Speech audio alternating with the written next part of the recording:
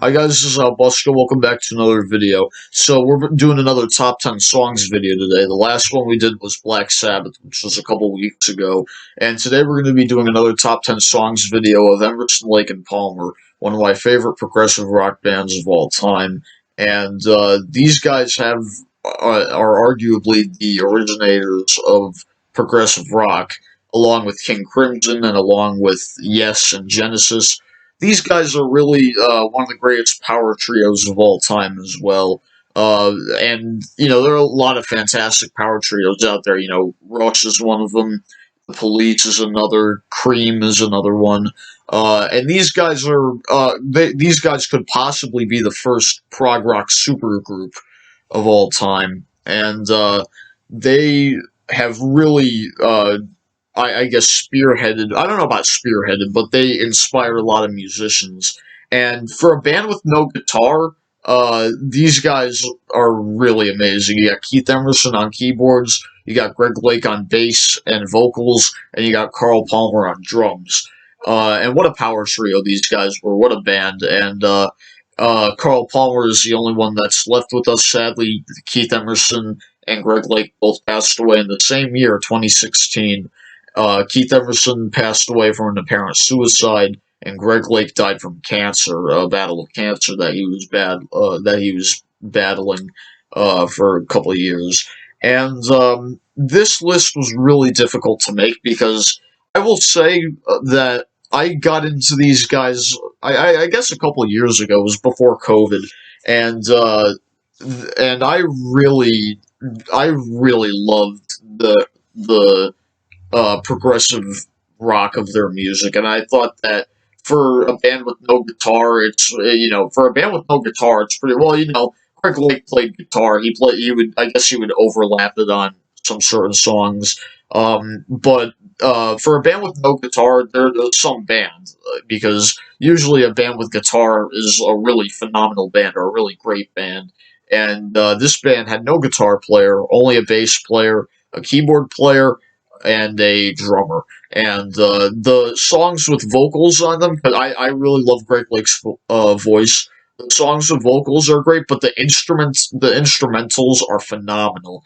And it really shows you how crazy these guys can get when recording. So here we go. This list was really difficult. And these guys have really become one of my favorite, or this band has really become one of my favorite bands of all time in the last couple of years. I just really love these guys' music. Yeah, this list was really tough. This list is mainly based from their first album all the way to Brain Salad Surgery. Well, Brain Salad Surgery, and there are a couple tracks from Works Volume One, the fifth album that came out after they took a small hiatus. Actually, there's a few tracks. There's a few tracks from that album that made my top 10, but we will get to that later. So coming in at number 10, off of Trilogy, one of their best albums, my number 10 is going to be a song called Hoedown. A very vibrant and upbeat song, an incredible instrumental. And another thing that these guys love to do, especially Keith Emerson, they like to arrange classical compositions from, the legendary classical musicians that they were inspired by, such as, Bach and, Beethoven and Mozart and, classical composers such as those guys. And Hoedown is a classical composition, or it's an arrangement of a classical composition called Rodeo Hoedown by Aaron Copland. They're big fans of Aaron Copland, and you may or may not hear another Aaron Copland arrangement later. You may or may not hear that, but Hoedown is just an incredible, vibrant, upbeat song, and it's an incredible. I love the use of the keyboards on there because in the beginning you hear the. I don't really know what keyboards he uses. He really uses any keyboard he could find, basically. But he used keyboards very frequently, obviously, because why put him to waste? Because for my money, Keith Emerson was probably the greatest keyboard player of all time. You can make a case for Rick Wakeman from Yes as well, but and John Lord from Deep Purple, late great. But there's something about Keith Emerson and what he brought to the table that was really, really special. And Hoedown is just an incredible. I love the bass from Greg Lake. I really love the drums from Carl Palmer. Carl Palmer, his name's kind of a tongue twister. Carl Palmer is one of my favorite drummers of all time. I think he's a criminally underrated drummer. I love him to death. I've tried to play, as I mentioned before, I play drums, and I've really tried to play some ELP songs on drums. I don't think any of them are easy. Like they're because obviously progressive rock has a lot of time signature changes and tempo changes, and with that, and they have a lot of long songs too. It's really difficult to play the songs along with it, or even without, even if the drums are taken off. It's really difficult to play them because there it was just a band of virtuosos and just incredible music these guys made. And Hoedown is a perfect example of that crazy stuff that they made. So coming in at number 10 for me is Hoedown from Trilogy. Coming in at number 9 from Brain Salad Surgery, another phenomenal album. I honestly lately, because I talked about ELP before on this channel, I mentioned that Tarkus was my favorite ELP album. I think it still might be, but I've been really listening to the other albums a lot lately, and especially Trilogy and Brain Salad Surgery, and the debut to an extent, they've really been ranking higher, I think. And I've always loved Brain Salad Surgery. It's a masterpiece. And my number 9 is actually going to be a more of a softer song called Still You Turn Me On. I think that I love Greg Lake's beautiful vocals on this song. And this is an example where you can't hear acoustic guitar. They do have acoustic guitar on some songs. I guess if there was no bass, there would be acoustic guitar played by Greg Lake. And Still You Turn Me On has just really beautiful vocals. And I love how, album-wise, every track on Brain Salad Surgery is structured really well. You open up with an energetic, and maybe a slow tempo, energetic way to open the album. I'm talking about Jerusalem, but that was something else. Then you get into an incredible, very amazing and frankly at times scary instrumental with Toccata, and then you get you just after that bombast you just calm down with this song, Still You Turn Me On, and then you get a silly song after that with Benny the Bouncer, and then you get the entire Carnival 9 suite. And I love how it's structured that way, the entire album. And Still You Turn Me On is really a good, calm, or what's the word I'm looking for? Like a breath taker or something like that. I don't know. It's a good way to calm down after Toccata, I guess you could say. And Still You Turn Me On is just really beautiful. It's a beautiful song that I think is a fan favorite among many ELP fans. So coming in at number 9 for me is Still You Turn Me On off of Brain Salad Surgery. Coming in at number 8 from Works Volume 1, like I mentioned before, I talked about Works Volume 1 before. This is going to be the closer track off the entire album. This album was a double album. Every side of the album was a band member that had their own side. So side 1 was Keith Emerson, side 2 was Greg Lake, side 3 was Carl Palmer, and side 4 was the entire band. And this is a song from the entire band, the song that closes off the entire album from side 4, and that's the song Pirates. Long has been one of my favorite songs that this band has ever made. I love how it ends the entire album. I love the keyboards in the beginning. It really does sound like you're in a point of view of pirates, really. It's just amazing. And I love the orchestra that was used. I can't remember the name of the orchestra. I probably should have remembered that before the video. But the orchestra's great in this song. And then I love Greg Lake's vocals, and then the use of keyboards from Keith Emerson. And I love the drum fills from Carl Palmer, as well as some of the drum solos later. There's small drum solos that would happen later. And I love the keyboard melodies in this song, and it ends really great. I love Greg's vocals throughout the entire song, and it clocks in at about 13 minutes, if I'm not mistaken. So it's a lengthy way to end the album, but that's what they love doing best. They love ending. They did a great job of ending almost every album, if not every album, almost every album. Because there's a few albums that did not end great, but I think that for the most part, Pirates is one of their best album closers, and it's a great way to end off Works Volume 1, and I really love the track that came before it, but we might talk about that one later. So coming in at number 8 for me is Pirates from Works Volume 1. Coming in at number 7, we're going to go all the way back to the debut album, the self-titled debut, Emerson, Lake and Palmer, Knife Edge. This closes side 1 of this album.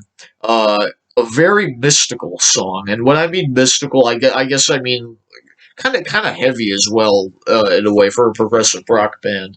I love the Hammond organ from Keith.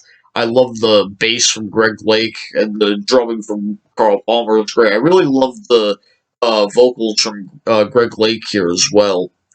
And this song is just phenomenal. I think that, and another fan favorite among many ELP fans, I think that Knife Edge is for sure one of the best songs they've ever made. I'm having a little trouble talking today. I don't know why. Been a long day. But Knife Edge is just a really great song. It's a phenomenal composition. I need a drink of water after this. And I believe this was, if I'm not mistaken, I believe this was another arrangement of some sort. I don't remember the guy who originally composed Knife Edge, but this has vocals in it too. But I remember it said written by. It didn't have any of the band members' names on there, but unless it was said arranged by Keith Emerson or something, or it was probably Keith that arranged it. But yeah, Knife Edge is just a fantastic song and one of my favorites. So coming in at number 7 for me is Knife Edge from the self-titled debut. Coming in at number 6 on the same album, one of their more popular songs, maybe their most popular song. I never get tired of it at all.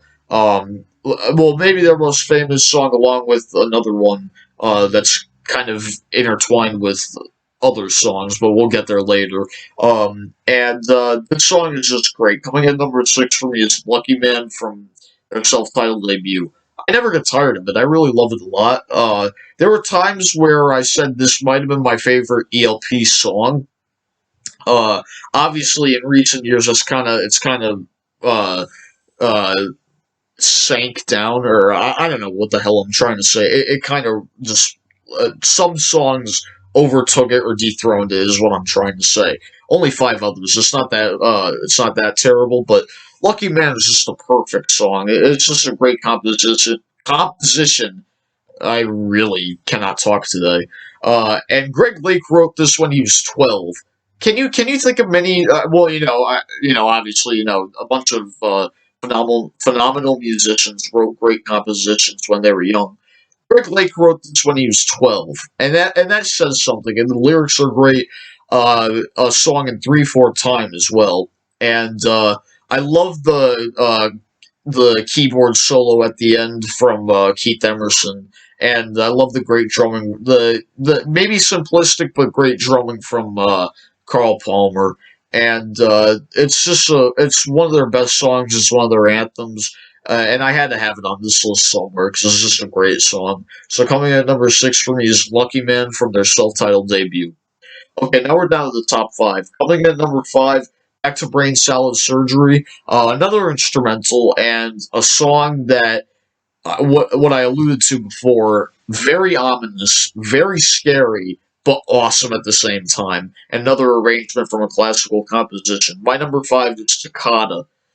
Toccata is just mind blowing, and the use of keyboards on the song is beyond me. I love the timpani that Carl Palmer uses in this song.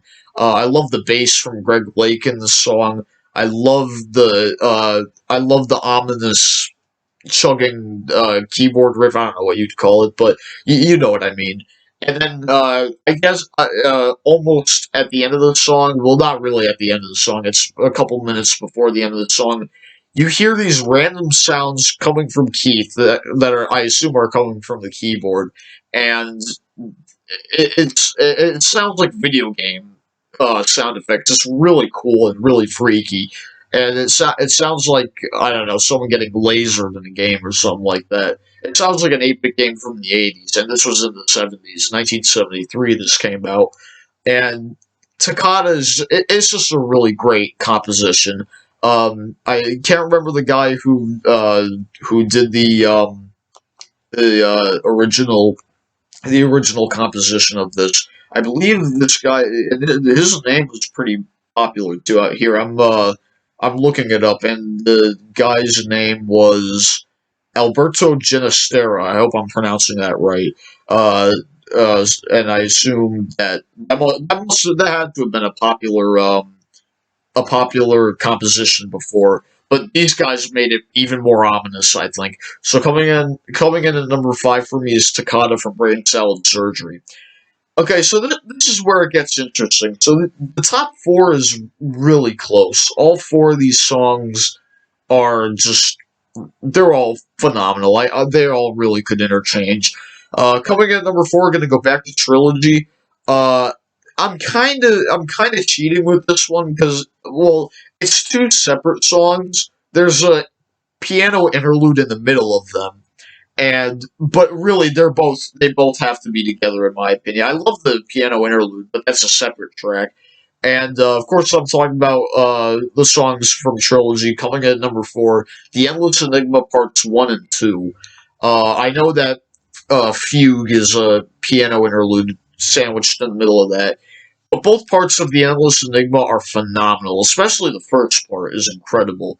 I love the keyboards on the song. Again, in the beginning, you hear a very quiet. I guess it sounds like a bass drum. You get a quiet bass drum, and then you hear a synthesizer from Keith Emerson, and and I remember when I first heard this, I could barely hear. I believe I was wearing headphones when I heard it, and then I had trouble hearing the song. I was like, "Does this start this way?" I turned up the volume, and then sooner or later, of course, that first synthesizer note just shoots up.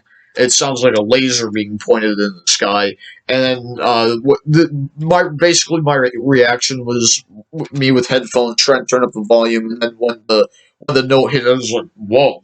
Because I never expected that, and I was pleasantly surprised because I ended up loving it.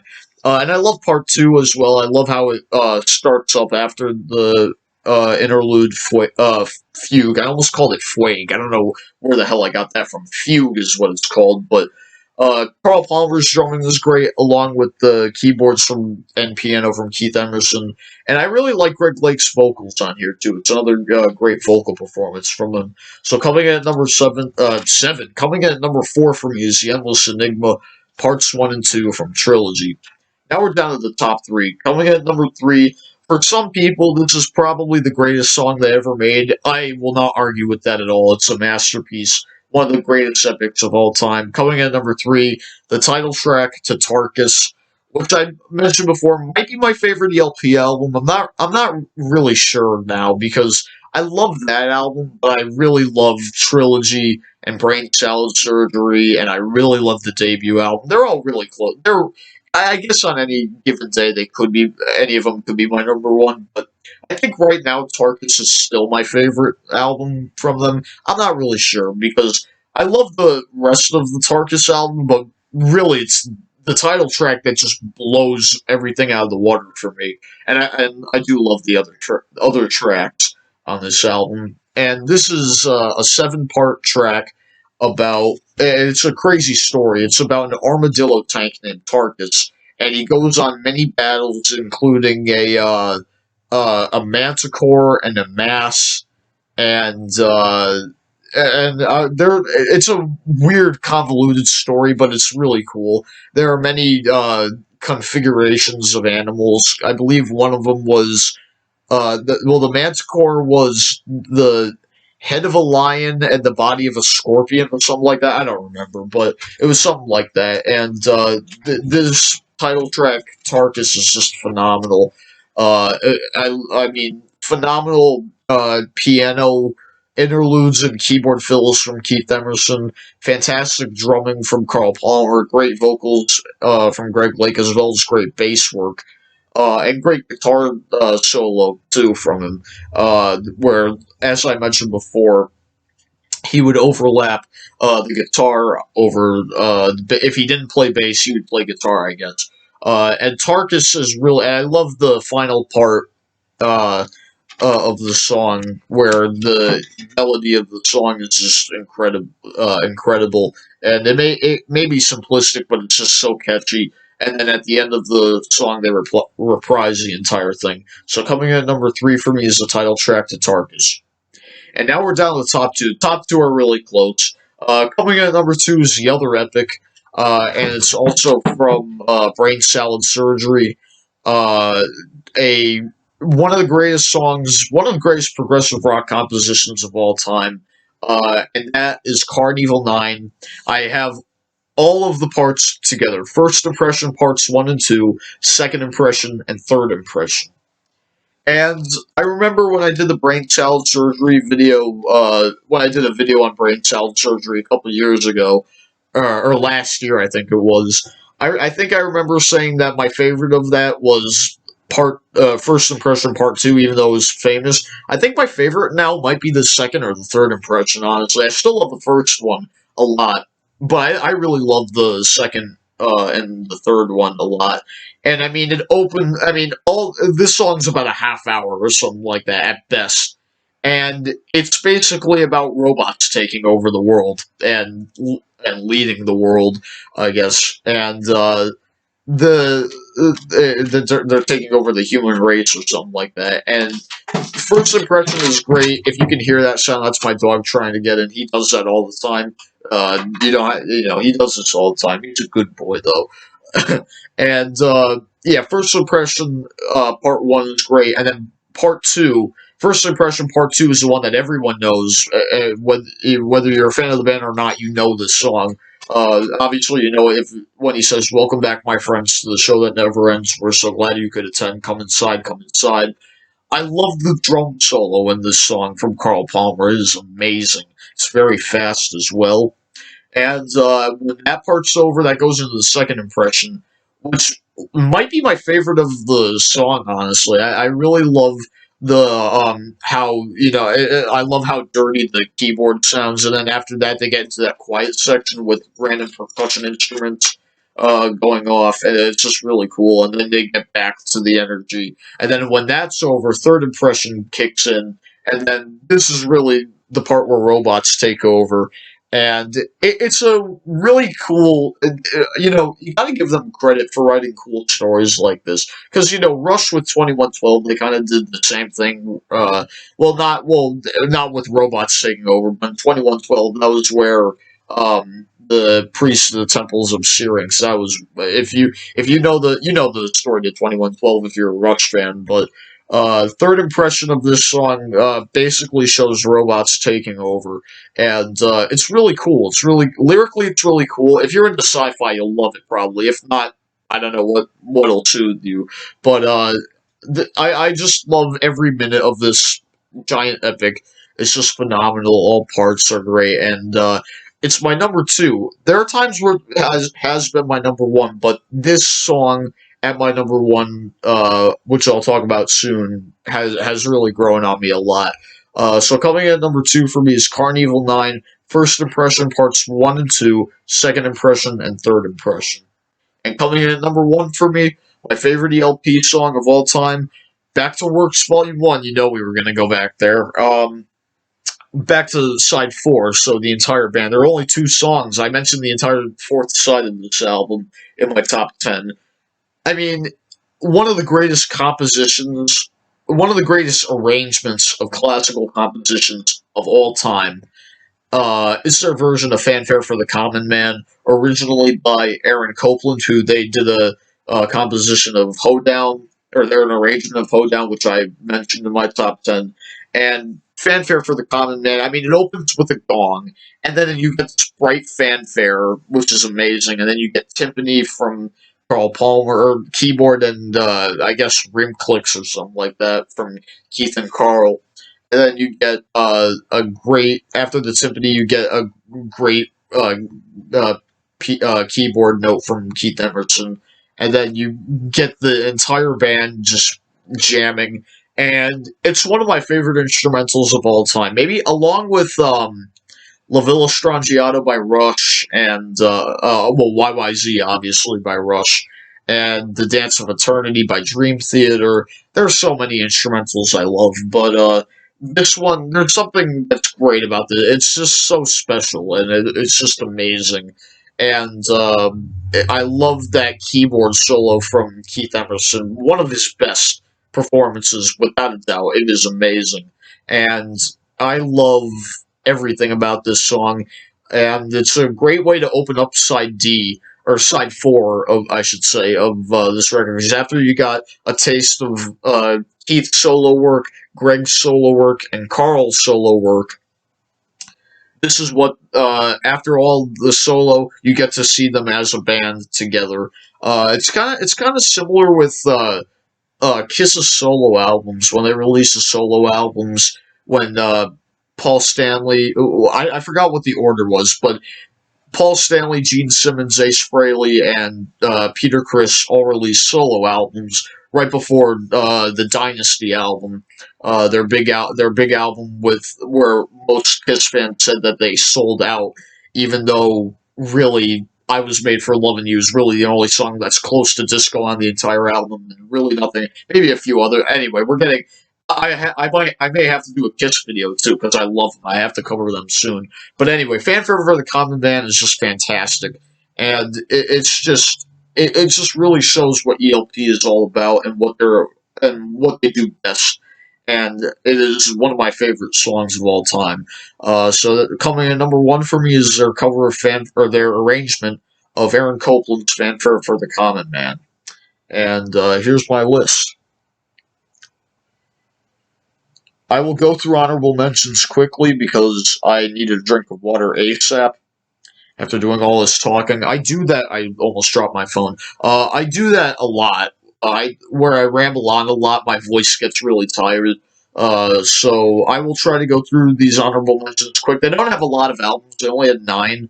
Well, I actually will be mentioning another album that's in the kind of. It's a separate entity, but it's kind of it's the same genre and kind of the same thing, but with one band member change. You know what I'm talking about, but I'll mention it later. So from honorable mentions, I go chronological order, so from the beginning to the end. So from their self-titled debut, Emerson, Lake and Palmer, The Barbarian is phenomenal. Great way to open up the album. Take a Pebble is fantastic. A great 12-minute epic. I love that. The Three Fates. If you are obsessed with piano and you really want to know what Keith Emerson's all about, I highly recommend The Three Fates, along with Toccata, which I mentioned in my top 10. And I love Tank. I believe they made Tank, if I'm not mistaken, and they did it on work, or Carl Palmer did it on Works Volume 1, which I will get to soon. But I love their version of Tank on here. I love the drum solo from Carl Palmer. It's amazing. I don't know how he can play that fast. It's so amazing to me. From Tarkus, Jeremy Bender is phenomenal. I really like it. May be silly, but I do like it. It's just Crystal is great. That is a really phenomenal song. That's outside my top 10. Somewhere in the top 15. The Only Way Him is a really great song. Infinite Space Conclusion. They both kind of go together. They're really great. A Time and a Place is really great. And so is The Closer, Are You Ready, Eddie? Again, kind of, excuse me, kind of silly, but really great. I do love it a lot. From Trilogy, I really like the fugue interlude in between The Endless Enigma Parts 1 and 2, which I mentioned before. From the Beginning is another great song. That's another kind of popular. So I guess that was a semi-hit from them. And it's one of their more popular songs, but I love it a lot. The Sheriff is great. It has a great drum opener from Carl Palmer, and great time signatures from the band as well. The title track Trilogy is amazing. I love how kind of somber it begins, and then they get energetic later on. Living Sin is really cool, and I never knew how to pronounce this. Abaddon's Bolero or Abaddon's Bolero, however the hell you pronounce it. The instrumental at the end is really great. I do love that a lot. From Brain Salad Surgery, Jerusalem. Just missed the top 10. I love Jerusalem a lot. And Benny the Bouncer. Again, kind of silly. I know a lot of ELP fans hate that song. I love it. I think it's great. So that's all from Brain Salad Surgery. I mentioned almost the entire album in my list. From Works Volume 1, this is the album that I mentioned where each band member had a side of their own work and then later the entire group. So I like Keith Emerson's Piano Concerto #1. That's really great. I like Lend Your Love to Me Tonight by Greg Lake, as well as C'est La Vie. C'est La Vie is really great. That's outside my top 10. Hallowed Be Thy Name from Greg Lake is really cool. Nobody Loves You Like I Do is really great. And the final track from the Greg Lake side, Closer to Believing, is gorgeous. I love that. Then we get to Carl Palmer stuff, which I think out of the three band members, I think his side is probably my favorite, or in my opinion, it's probably my favorite of them. I'm not saying that just because I'm a drummer, just because I think the songs are great. I think the songs are really great here. The Enemy God Dances with the Black Spirits is phenomenal. That might be my number 11. I love that song. LA Nights is really great, featuring Joe Walsh on that song. Yeah, a little man named Joe Walsh. He was in the Eagles. You may have heard of that band. LA Nights is great. New Orleans is great. Two-part invention in D minor. That's a Bach arrangement. Food for Your Soul, which I always described as, what was it, cheesy 70s football fight music or something like that. And I really like Tank, but I like the one on their first album more. This one's shorter, I think, but I do like this one. From Works Volume 2, Tiger in the Spotlight is really great. I do like that. A long title here. When the apple blossoms bloom in the windmills of your mind, I'll be your Valentine. It's an instrumental. It's a nice instrumental. I do like it. Bullfrog is really cool. I like the title track from the previous album, Brain Cell Surgery. Barrel House Shakedown is really great. I like Watching Over You, a nice ballad, a nice tender ballad for Greg Lake. So Far to Fall is really cool. I like Maple Leaf Rag, another really great song. I Believe in Father Christmas, my favorite song on the album. I listen to that all the time whenever the holidays come around because I kind of have to. It's just a really great song, really gorgeous. Close But Not Touching is really cool. I love Honky Tonk Train Blues. It's really cool. And Show Me the Way to Go Home. If you're a Jaws fan, you obviously know what that song is. It's another great song. And then we get to the dark years. Well, not dark, but the years that shouldn't really have happened. Uh, they probably have their fans these albums, but I don't know. I'm just not a fan of anything after Works Volume 2, and one of them being one of the notoriously bad albums of all time, and one of the most horrendous album covers of all time, Love Beach. Now, Love Beach, the thing with me with Love Beach is that I don't think it's as bad as I used to think. Because I remember, I think when I talked about it last year, I said I don't like this album at all. It's kind of grown on, not by a lot because I don't like it, but there's a few songs. All I Want Is You is pretty cool. I don't mind The Gambler. That's fine. Canario's not that bad. That's another arrangement. I love Memoirs of an Officer and a Gentleman. A fantastic epic, and probably for me, maybe the last song from them that I would call a masterpiece, maybe chronologically, from an album that's not great. And I mean, you have to show it at some point. I mean, who else is going to? I mean, look how horrendous. I mean, this was the '70s. I mean, the early '70s. This is the same band that made this is the same band that made this album cover, or that had this album cover, Brain Cell Surgery. The same band that had this album cover, Tarkus. I know the glare's kind of weird. The same band that had this really cool album cover of a bird. Wow, that's really bright. It's supposed to be their debut album. It's really bright in here. Try to if I do that, then you can kind of see with the ear in the background. Same band that had this cool album cover. This is a painting. It looks like a painting. It's kind of weird, but it's kind of cool. And even later album covers like Black Moon. I think this is a pretty cool album cover. This is the same band that had this album cover. So, the album cover is probably the worst part of this entire thing. I mean, just look at that. That is just horrendous. I've done showing it because I probably scarred viewers enough as it is. But I think there are a couple of good songs off of it, but on the whole, it's not a memorable album at all. So I want to mention one album that's before we go on to the reunion albums. Emerson, Lake and Powell, not Palmer, because Carl Palmer was in. I think he was in Asia at the time, not the continent, the band Asia, but you know what I mean. Emerson, Lake and Powell, really great album. I do like this album a lot. And Powell, meaning Cozy Powell, one of the greatest heavy metal drummers of all time. And all three of these guys were gone. If it was just Emerson, Lake and Powell, if Carl Palmer never was in this band, then they're up there. They're probably doing something fun. I hope they're making great music up there. But the score is a really great way to open the album. I love Touch and Go. I really think that's a great song. And Mars, the Bringer of War, which is an arrangement of Gustav Holst's Mars, when he did the Planet Suite. That was one of the songs he did. From Black Moon. I think Black Moon is one of the better later releases that they've done. I'm not a huge fan of it, and here goes another notification. I'm not a huge fan of it. It's okay, but I love the title track Black Moon. I think that's great. I love Paper Blood. Affairs of the Heart is really cool. I like Romeo and Juliet. Farewell to Arms is really cool, and Better Days. And from their final album, and in my opinion, a disappointment, In the Hot Seat, their final album.